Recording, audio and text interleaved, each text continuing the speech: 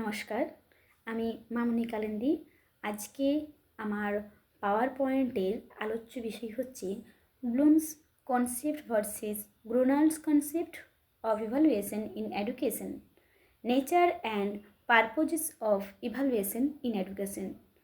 অর্থাৎ ব্লুমস ও গ্রোনাল্ডসের মূল্যায়ন সম্পর্কে ধারণা এবং প্রকৃতি ও উদ্দেশ্য, শিক্ষাক্ষেত্রে মূল্যায়নের প্রকৃতি ও উদ্দেশ্য কী, এবং এক্ষেত্রে ব্লুমস ও গ্রোনালের মতামত আমরা জানব। প্রথম স্লাইডে ভূমিকা অংশে আমরা দেখতে পাচ্ছি যে মূল্যায়ন শিক্ষার এমন একটি প্রক্রিয়া যা শিক্ষার্থীদের অগ্রগতি কতটা হয়েছে, কতটা সেটা অর্জন করেছে, সেটা যাচাই করার মাধ্যম হচ্ছে এই মূল্যায়ন। মূল্যায়ন শুধু একটি নম্বর বা গ্রেড দেওয়ার প্রক্রিয়া নয়, বরং শিক্ষার লক্ষ্য কতটা পূর্ণ হয়েছে তাও নির্ধারণ করে। মনোবিজ্ঞানী ব্লুমস ও গ্রোনাল্ড মূল্যায়নের ধারণাকে ভিন্নভাবে ব্যাখ্যা করেছেন। তো চলে যাই এই যে মূল্যায়নের প্রকৃতি সেই স্লাইডে।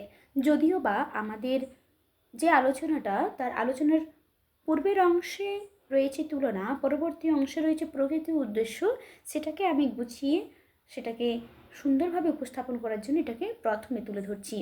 ধারাবাহিক ও পদ্ধতিগত পদ্ধতি হচ্ছে এই মূল্যায়নের প্রকৃতি।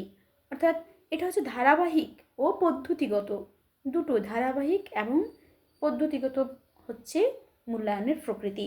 উদ্দেশ্যভিত্তিক, নির্দিষ্ট উদ্দেশ্য নিয়ে মূল্যায়ন অনুষ্ঠিত বা মূল্যায়ন করা হয়। মূল্যায়নের যে প্রকৃতি সেটা বাস্তব নির্ভর। শিক্ষণের অন্তর্গত অংশ হচ্ছে মূল্যায়ন, কারণ শিক্ষা বা শিক্ষণের যে কতটা সফলতা হয়েছে তা নির্ভর করছে এই মূল্যায়ন করে জানার ক্ষেত্রে। যাচাই করার পর সেটা জানা যাবে। গুণগত ও পরিমাণগত উভয় মূল্যায়নকে অন্তর্ভুক্ত করে। তাহলে মূল্যায়নের প্রকৃতি এসে কি দাঁড়াচ্ছে, এটা গুণগত এবং পরিমাণগত উভয় মূল্যায়নকে অন্তর্ভুক্ত করে, দুটোই রয়েছে এর মাঝে। প্রতিক্রিয়া প্রদানকারী মূল্যায়ন শিক্ষার্থী কতখানি শিখেছে, বা এই যে প্রত্যেকটা ক্ষেত্রে মূল্যায়ন শিক্ষক শিক্ষার্থী উভয়ের জন্যই, কারণ এটা শিক্ষাকে বা অর্জন করা যে জ্ঞান বলা হতে পারে বা কোনো দক্ষতা হতে পারে, যে কোনো বিষয়, সেটা কতটা অর্জন করা হয়েছে বা হয়েছে কি না, কোথাও কোনো সমস্যা রয়েছে নাকি, বা কতটা ভালো হয়েছে, সমস্ত কিছুই এই যে প্রদানকারী অর্থাৎ যে ফিডব্যাক, সে ফিডব্যাকের মাধ্যমেই জানা যায়, সেটা মূল্যায়নের মাধ্যমেই সম্ভব হয়। তাহলে এটা হচ্ছে ফিডব্যাক প্রদানকারী এর একটা প্রকৃতি। পরবর্তী স্লাইডে এর উদ্দেশ্যগুলো জানব। তাহলে মূল্যায়ন কী করে? শিক্ষার্থীর শেখার যে অগ্রগতি, সেই অগ্রগতি নির্ধারণ করে শিক্ষণ প্রক্রিয়ার কার্যকারিতা, এটাও নির্ধারণ করার সঙ্গে সঙ্গে যাচাই করে। পাঠ্যক্রমের উপযোগিতা মূল্যায়ন, পাঠ্যক্রমের কতখানি উপযোগিতা রয়েছে সেটাও মূল্যায়ন নির্ধারণ করে, এটাও মূল্যায়নের একটি গুরুত্বপূর্ণ উদ্দেশ্য। শিক্ষক শিক্ষার্থীর মধ্যে প্রতিক্রিয়া বিনিময়, এই যে শিক্ষক বা শিক্ষার্থী, এদের প্রত্যেকের মধ্যে বা উভয়ের মধ্যে যে প্রতিক্রিয়া বিনিময় করে মূল্যায়ন। শিক্ষার মানোন্নয়ন ও পরিকল্পনা উন্নয়ন করা, শিক্ষায় মূল্যায়নের উদ্দেশ্যের একটা গুরুত্বপূর্ণ জায়গা হচ্ছে শিক্ষার পরিকল্পনার মান উন্নয়ন, শিক্ষার মান উন্নয়ন উভয়েই করতে সহায়তা করে, এবং এটা হচ্ছে মূল্যায়নের একটা গুরুত্বপূর্ণ উদ্দেশ্য। ব্লুমসের মূল্যায়ন ধারণাতে আসি। ওখানে দেখা যাচ্ছে মূল্যায়নের যে অর্থ বা ধারণা, সেটা ওনার মতে হচ্ছে শিক্ষার্থী কতটা যাচাই করেছে, মানে কতটা অর্জিত করেছে, সেটা নির্ধারণ প্রক্রিয়াটাই হচ্ছে মূল্যায়ন। তিনি এটাকে একটা সিস্টেমেটিক বা পদ্ধতিগত প্রক্রিয়া বলেছেন। এগুলো কিছু একটা সিস্টেমেটিকভাবে চলে, ধারাবাহিকভাবে চলে। মূল্যায়ন কেবল ফলাফল নয়, বরং শিক্ষণ প্রক্রিয়ার উন্নতির জন্য তথ্য প্রদান করে। এটা শুধু হচ্ছে ফলাফলেই নয়, এটা শিক্ষণ প্রক্রিয়ার যে উন্নতি তার জন্য তথ্য প্রদান করে। তিনি মূল্যায়নকে 3টি অংশে ভাগ করেছেন। প্রথমত রয়েছেন জ্ঞানগত, আবেগগত ও ক্রিয়াশীল। জ্ঞানগত বিষয়টা কতখানি বোঝা হয়েছে সেটা হচ্ছে জ্ঞানগত।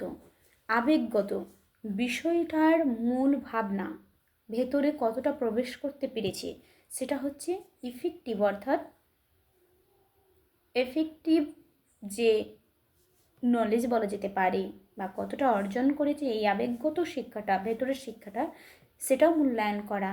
এটাও হচ্ছে মূল্যায়নের একটা গুরুত্বপূর্ণ ভাগ। এবং তৃতীয় হচ্ছে ক্রিয়াশীলতা, সেটা কতটা প্রয়োগশীল হচ্ছে, এটাও হচ্ছে মূল্যায়নের একটা গুরুত্বপূর্ণ জায়গা। তারপর আসা যাক গ্রোনাল্ডসের মূল্যায়ন ধারণা। ইনি বলেছেন যে শিক্ষণ উদ্দেশ্য কতটা অর্জিত হয়েছে তা যাচাই করার জন্য তথ্য সংগ্রহ, বিশ্লেষণ ও ব্যাখ্যার একটি পদ্ধতিগত প্রক্রিয়া। একই কথাই বলেছেন, কিন্তু এনার ক্ষেত্রে দেখা যাচ্ছে ইনি মূল্যায়ন করার পরও কিছুটা বলছেন।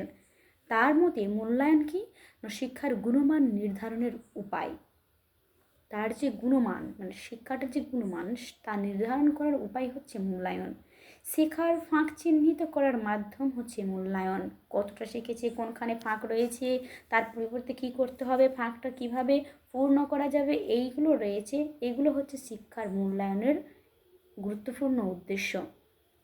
তো তিনি বলেছেন মূল্যায়ন শেখার ফাঁক চিহ্নিত করার একটা মাধ্যম, এবং তার সঙ্গে আরও বলেছেন শিক্ষণ ও পাঠ্যক্রম উন্নতির একটা উপায় হচ্ছে মূল্যায়ন। তারপর আমরা এই যে স্লাইড সেখানে দেখতে পাচ্ছি দুজনের তুলনামূলক আলোচনা। ব্লুম ওনার উদ্দেশ্যে, মানে উনি যে উদ্দেশ্যে বলেছেন, উনি বলেছেন অর্জনের পরিমাপ নির্ধারণ করাই হচ্ছে মূল্যায়নের উদ্দেশ্য। তিনি বলেছেন কতটা অর্জন করেছে সেটা মূল্যায়ন করাটাই হচ্ছে উদ্দেশ্য। সেখানে গ্রোনাল্ড বলছে শুধু ওটাই নয়, তার সঙ্গে তথ্য সংগ্রহ করে বিশ্লেষণ করা প্রায় অনেকটা কাছাকাছি একই রকম। এখান পর্যন্ত অনেক জিনিস একই রকম দেখা গেলেও একটু একটু মানে পার্থক্য দেখা গেছে। ব্লুমস ফলাফল কেন্দ্রিক বলেছেন মূল্যায়নকে। এটা বলেছেন ফলাফল কেন্দ্রিক, মানে মূল্যায়ন দিল, ফলাফল মূল্যায়ন করলে ফলাফল পাওয়া যাবে। তিনি বলেছেন প্রক্রিয়া কেন্দ্রিক, এটা একটা প্রক্রিয়া, মূল্যায়নকে প্রক্রিয়া বলেছে। এর পরে এটা পদ্ধতি করার পর ফলাফল তো দেবে, ফলাফলের পর কী হবে। সেক্ষেত্রে ব্লুম বলছে শিক্ষার উদ্দেশ্য অনুযায়ী মূল্যায়ন করাটাই, অর্থাৎ মূল্যায়নে এসে ফলাফল পেয়ে ইনি থেমে যাচ্ছেন। গ্রোনাল্ড কিন্তু এর থেকে একটু এগিয়ে গিয়ে বলছেন যে বাস্তব শিক্ষণ ফলাফলের ওপর জোর, অর্থাৎ মূল্যায়ন করা হলো, মূল্যায়নের পর তারপর যে ফলাফল পাওয়া গেল সেই ফলাফলটার পরে কী করতে হবে, যদি কোনো দুর্বলতা থাকে তাকে কীভাবে সংশোধন করতে হবে, অর্থাৎ রিমেডিয়াল ক্লাস দিতে হবে নাকি, এই সমস্ত বিষয়গুলো গ্রোনাল্ড বলেছেন। এটা হচ্ছে বিশেষ করে ব্লুমের সঙ্গে গ্রোনাল্ডের পার্থক্য বলা যেতে পারে বা তুলনার একটা গুরুত্বপূর্ণ জায়গা। ধন্যবাদ। আজকের আমার আলোচ্য যে বিষয় সেটা এখান পর্যন্তই। নমস্কার।